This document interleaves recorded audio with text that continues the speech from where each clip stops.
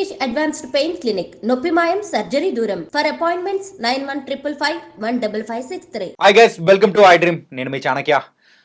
అల్లు అర్జున్ మీద పడిన కేసు కానీ అండ్ ఆ తర్వాత రేవంత్ రెడ్డి గారు అసెంబ్లీలో చేస్తున్న వ్యాఖ్యలు కానీ, సో ఇదంతా చూస్తూ ఉంటే రోజుకొక ట్విస్ట్ అండ్ టర్న్స్, సినిమానకు మించిన ట్విస్ట్ అండ్ టర్న్స్ అనేది కూడా ఈ యొక్క ఉదాంతంలో మనం చూస్తున్నాము. దీనికి ఎండ్ కార్డ్ పడేది ఎప్పుడా అని చెప్పేసి రాష్ట్ర ప్రజలే కాదు, అందరూ మన దేశంలో ఉన్న చాలామంది కూడా వెయిట్ చేస్తున్నారు. అసలు దీనికి ఎండ్ కార్డ్ ఎప్పుడు పడుతుంది, అసలు ఈ యొక్క ఉదాంతం అనేది ఇంకా ఎన్ని ట్విస్ట్ అండ్ టర్న్స్ తీసుకెళ్లే అవకాశం ఉంటుంది, మరి మెయిన్గా సినీ ఇండస్ట్రీ మీద, తెలుగు సినీ ఇండస్ట్రీ మీద దీని ప్రభావం ఎలా ఉండబోతుంది, వీటన్నిటి గురించి ఇప్పుడు మనతో మాట్లాడడానికి సీనియర్ జర్నలిస్ట్ అలాగే ఫిల్మ్ క్రిటిక్ అయిన భరద్వాజ్ గారు ఇప్పుడు మనతో పాటున్నారు. మరి సార్ని అడిగి తెలుసుకుందాం. సార్ నమస్తే. సార్ నమస్తే అండి. సార్ ఏంటి సార్, సినిమాల్లో లేనన్ని ట్విస్ట్ అండ్ టర్న్స్ మరి ఈ ఉదాంతంలో మనం చూస్తూనే ఉన్నాము. మొన్న అసెంబ్లీలో మాట్లాడిన తర్వాత మరి రేవంత్ రెడ్డి గారు మాట్లాడారు, మరి అల్లు అర్జున్ గారి మీద అన్న వెంటనే ఆ రోజు ఈవినింగే మరి ఇక్కడ ప్రెస్ మీట్ పెట్టి నా మీద లేలిపోలేట్ అన్ని చెప్తున్నారని చెప్పేసి అక్కడ అల్లు అర్జున్ గారు చెప్తూ ఉన్నారు. దాని తర్వాత ఇంటి మీద దాడి అండ్ ఏంటో ఇది ఏం జరుగుతుందో ఏం అర్థం కావట్లేదు. దీనికంటూ ఎండ్ కార్డు పడే అవకాశాలు ఉన్నాయంటారా లేవంటారా? అంటే ఎండ్ కార్డు పడటానికి చాలా మంది ప్రయత్నం చేస్తున్నట్టుగా వినిపిస్తోంది.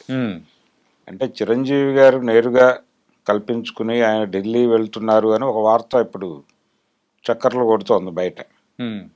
అధికారిక సమాచారం కాదు కానీ ఢిల్లీ వెళ్తున్నారు ఆయన. ఢిల్లీలో అంటే ఆయన కాంగ్రెస్ పార్టీతో ఆయన యూపీఏ గవర్నమెంట్లో మినిస్టర్గా చేశాడు.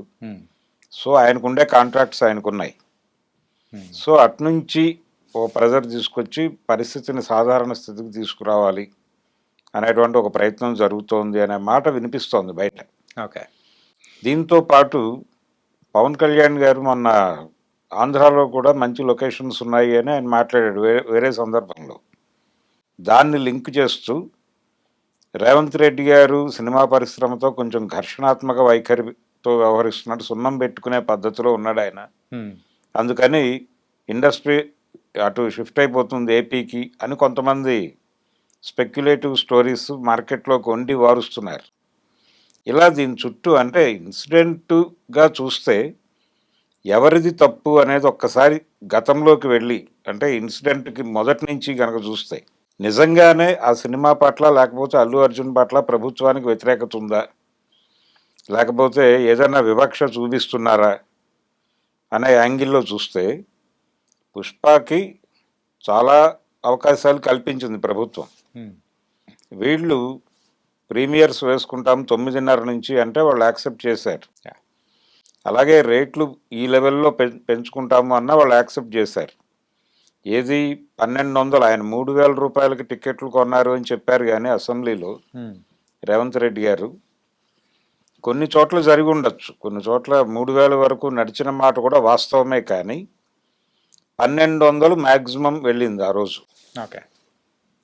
బహుశా ఆ థియేటర్లో అల్లు అర్జున్ వస్తున్నాడు అనేటువంటి దాన్ని కూడా మిక్స్ చేసి 3000 దాకా అమ్ముంటారేమో తెలియదు.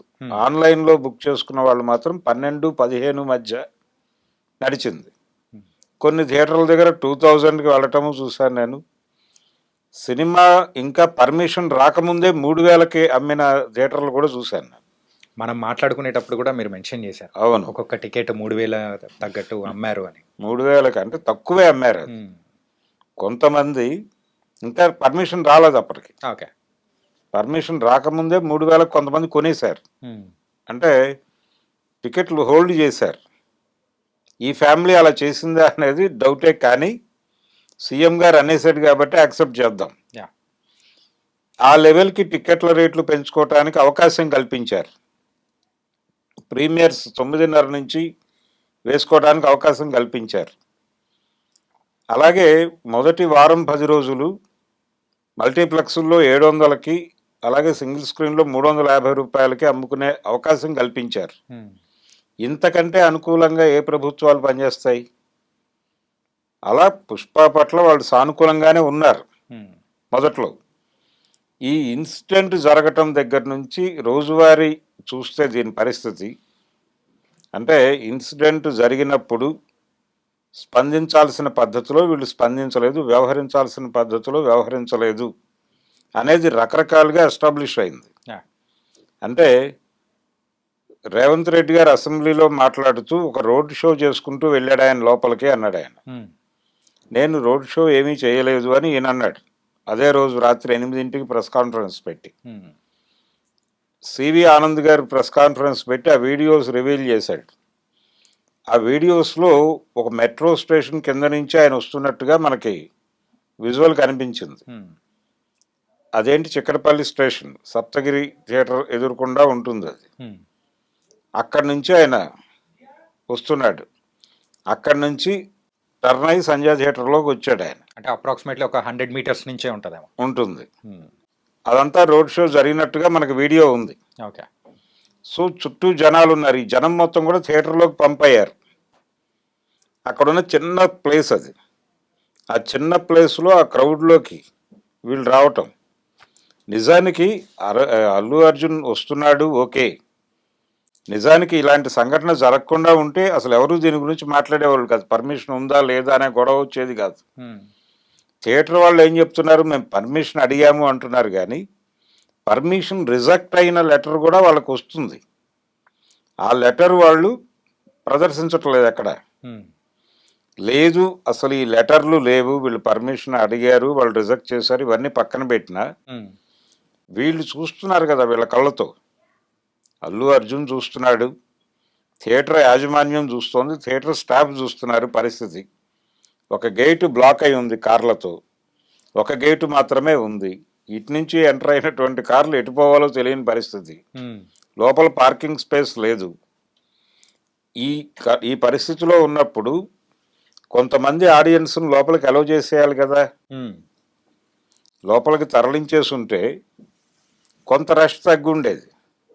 వీళ్ళ వరకు అంటే ఆడియన్స్ని ఎవరిని బయట ఉంచకుండా పంపించేసి ఈ హడావిడి వరకు విడిగా జరిపేసి షూట్ చేసి పంపించినా సరిపోయేది. అది జరగల. అంటే ఎవరు ప్రాపర్గా బిహేవ్ చేయలే, బాధ్యతాయుతంగా లేరు ఎవరు. ఎవరికి వాళ్ళు ఒక సెలబ్రేటివ్ మూడ్లో ఉన్నారు. ఇది నిజానికి ఇక్కడ ఈ రష్, ఈ హడావిడి, ఈ గొడవ ఇదంతా ప్రొజెక్ట్ చేయటం ద్వారా సినిమాకి ఒక హైప్ తీసుకురావాలి అనేది వాళ్ళ ప్రోగ్రామ్.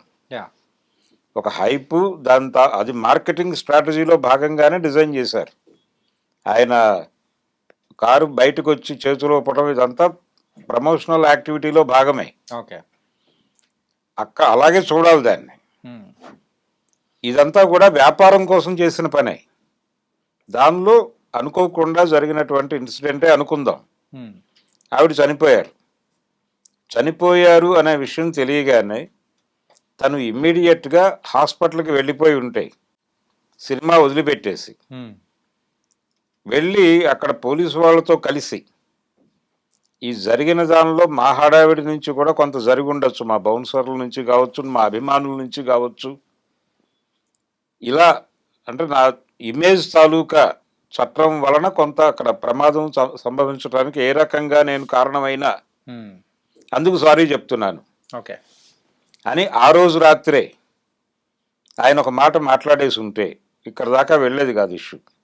ఓకే అనేసి ఆ పిల్లవాడిని పరామర్శించి ప్రభుత్వానికి నేను విజ్ఞప్తి చేస్తున్నాను, ఈ కుటుంబానికి అయ్యేటువంటి మెడికల్ ఖర్చులన్నీ మేమే భరిస్తాం. నేను కావచ్చు, మా యూనిట్ కావచ్చు, ప్రొడ్యూసర్లు కావచ్చు, మేం భరిస్తాం.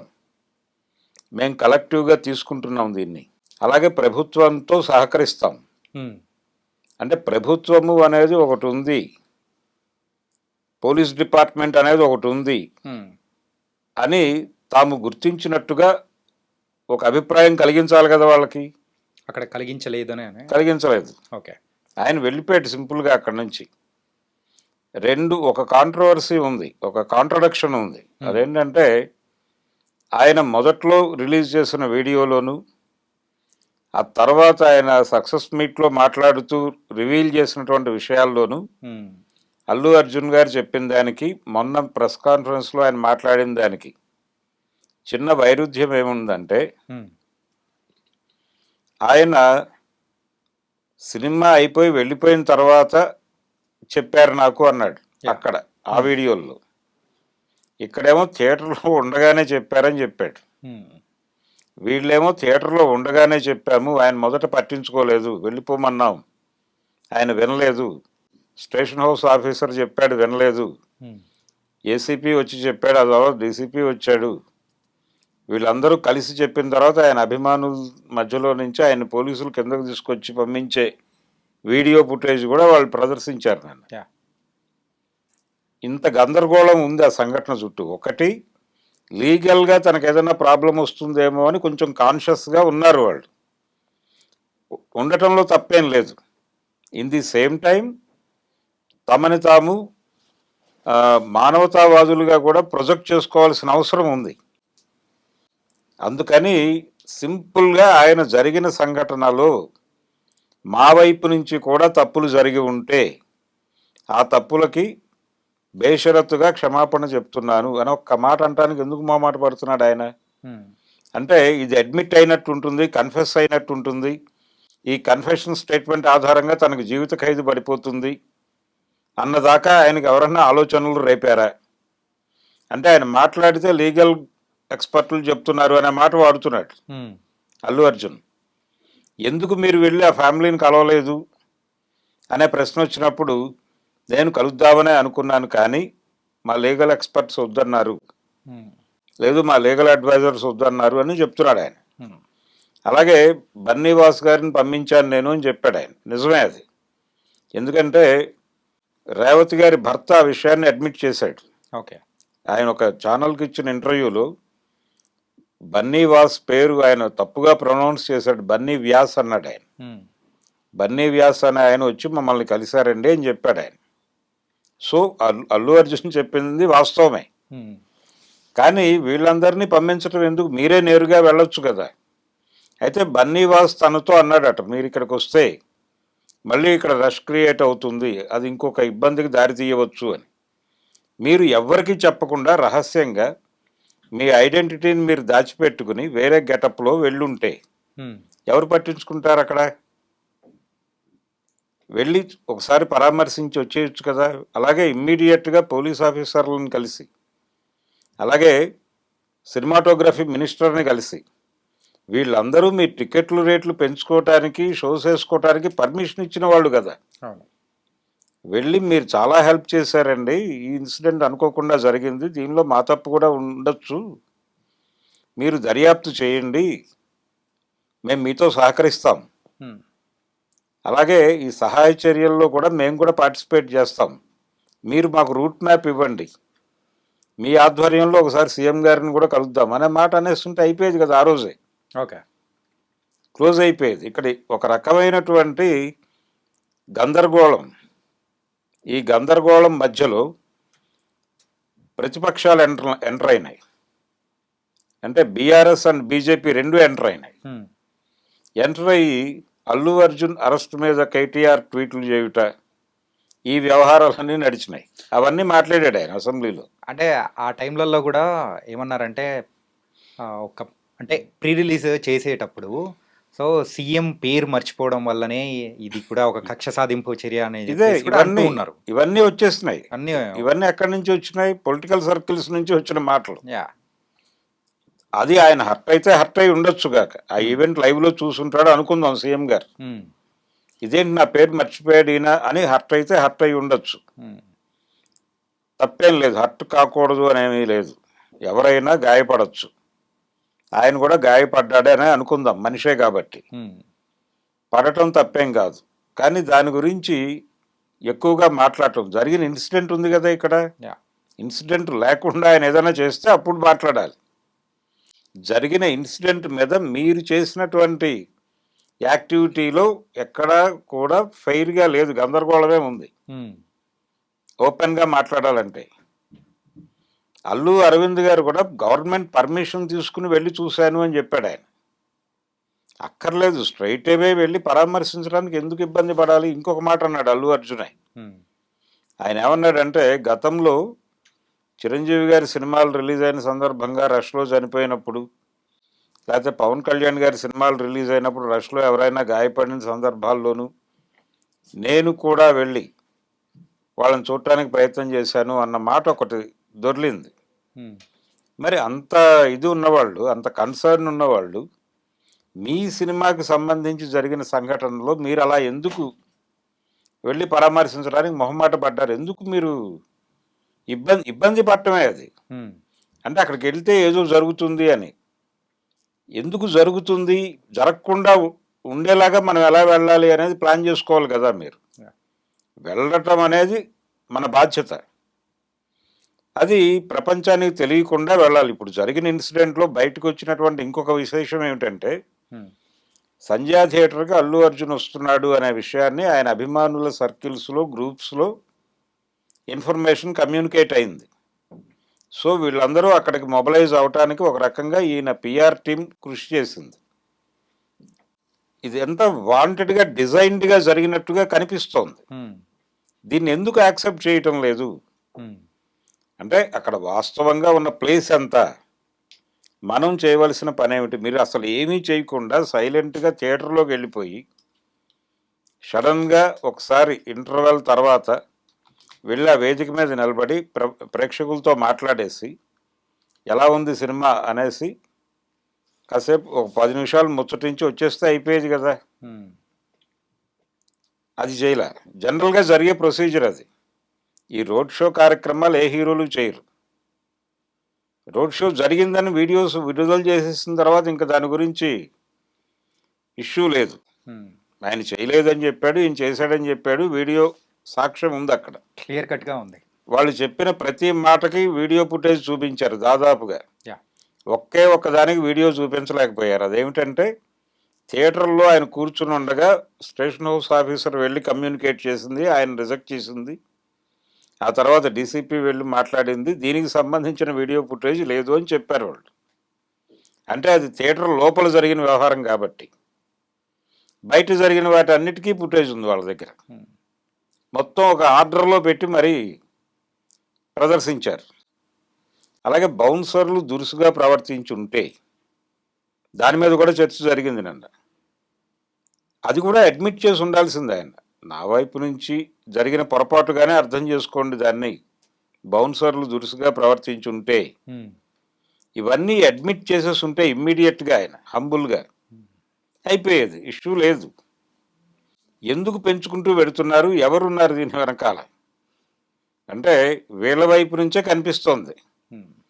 వీళ్ళు ఎప్పుడైతే సాచివేత ధోరణిలో పెడుతున్నారో అవతల వైపు రకరకాలుగా మాట్లాడటం మొదలైపోతుంది. ఇప్పుడు ఈయన కంటెస్ట్ చేస్తున్నాడు గవర్నమెంట్తో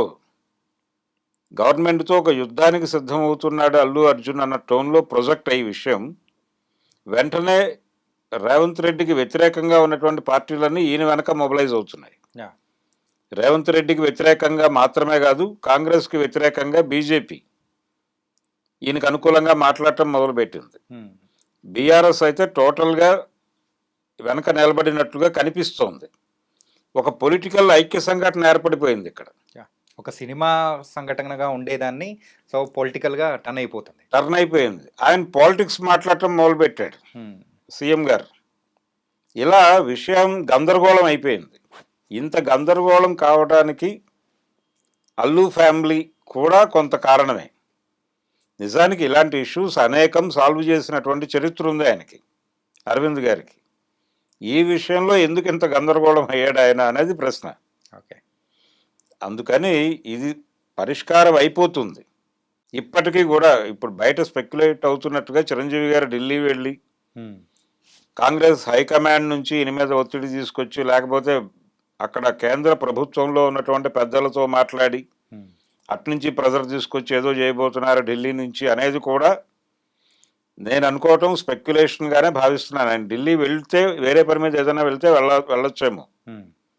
ఇప్పటికైనా సరే చిరంజీవి గారు అలాగే వీళ్ళు కలిసి అలా వెళ్ళి ఒక్కసారి సిపిని, అలాగే రాష్ట్ర పోలీస్ బాస్ని, అలాగే కోమటిరెడ్డి వెంకటరెడ్డి గారిని, రేవంత్ రెడ్డి గారిని కలిసి